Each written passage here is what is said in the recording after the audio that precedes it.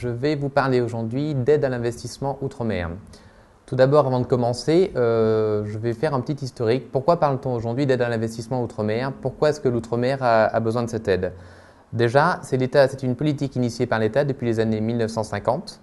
Par son soutien, l'État a reconnu que l'outre-mer avait des handicaps liés à l'éloignement et l'étroitesse des marchés, à la faiblesse des fonds propres des entreprises, au coût élevé d'accès au crédit, ainsi qu'un retard sur des indicateurs macroéconomiques à rattraper. Pour n'en citer que deux, on a un PIB par habitant de près de 30 000 euros en France métropolitaine, alors que nous sommes qu'à 17 000 euros en moyenne en outre-mer. Pour un deuxième indicateur, on a un taux de chômage qui est aux alentours des 10% en métropole, alors que nous sommes à 25% en outre-mer et à plus de 60% chez les jeunes. Donc par rapport à ces handicaps et ces rattrapages macroéconomiques que nous avons effectués, l'État a initié depuis les années 50 une aide à l'investissement outre-mer. Cette aide a beaucoup évolué pour être aujourd'hui un produit relativement bien taillé. En 1986, on a eu la loi Ponce, en 2001 la loi Paul, en 2003 la Girardin, en 2009 l'ODEOM et en 2010, 2011 et 2012, nous avons eu des rabots et des aiguillages successifs qui ont conduit à un dispositif qui est aujourd'hui beaucoup plus équilibré et là pour aider le développement que dans le passé. Donc déjà pour retracer un petit peu le contexte, l'aide à l'investissement est fondée sur 4 textes législatifs distincts. L'article 199A du Code général des impôts, le 199B, le 217 et le 199C. Le 199A concerne essentiellement le logement. Il a eu un arrêt programmé avec la LODEOM en 2009.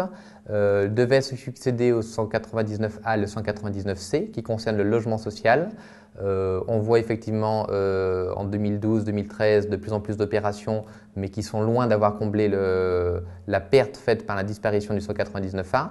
Et les deux articles qui restent, qui concerneront plus la présentation que je vais vous faire, sont le 199B et le 217, qui concernent l'investissement industriel, dont on parle actuellement beaucoup dans les débats médiatiques et politiques entre l'Assemblée nationale et le Sénat. Donc, le 199B, pour remettre en place quelques idées reçues, les investisseurs, tout d'abord, parce que ça commence par un investisseur en métropole, n'échappent pas à l'impôt, contrairement à ce qui peut être dit. Les investisseurs choisissent d'orienter leur imposition, leur impôt, vers l'outre-mer plutôt que vers les caisses du trésor de leur région. Donc, pour schématiser très clairement, un couple de médecins ou de fonctionnaires qui a 10 000 euros d'impôts à payer va choisir d'investir 8 000 euros en outre-mer plutôt que 10 000 euros auprès de son trésor. Donc, c'est vraiment une aide à l'investissement de contribuables métropolitains qui veulent appuyer le développement des outre-mer. Ça, c'est un point qui est important et ces contribuables n'effacent pas leur impôt, ils le diminuent en échange d'une orientation vers l'outre-mer.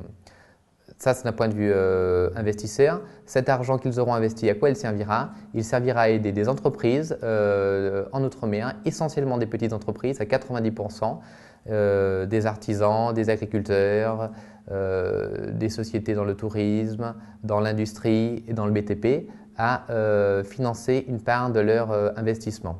Donc la part qui sera financée aux alentours de 30% de l'investissement qui sera financé en équivalent subvention par cet apport d'investisseurs métropolitains, le solde étant financé avec un apport de l'exploitant et un crédit bancaire. Le point qui est très important, c'est qu'aujourd'hui, les banques, malgré leur réticence, soutiennent l'économie des Outre-mer, en partie avec cet apport qui est apporté par les investisseurs. Sur un bien qui vaut 100, la banque n'a plus que 60 000 à financer, étant donné qu'il y a 30 000 apportés par l'investisseur et 10 000 par l'exploitant. Donc les banques continuent de financer l'outre-mer. Le jour où ce dispositif disparaîtra, un grand nombre de projets ne seront plus financés car les fonds propres ne seront pas, ou les quasi-fonds propres ne seront pas suffisants pour les banques. Voilà un peu ce qu'il en est concernant la partie exploitant. Ensuite, donc on peut dire que l'aide à l'investissement outre-mer irrigue très largement tous les secteurs en Martinique, beaucoup plus qu'on ne l'imagine.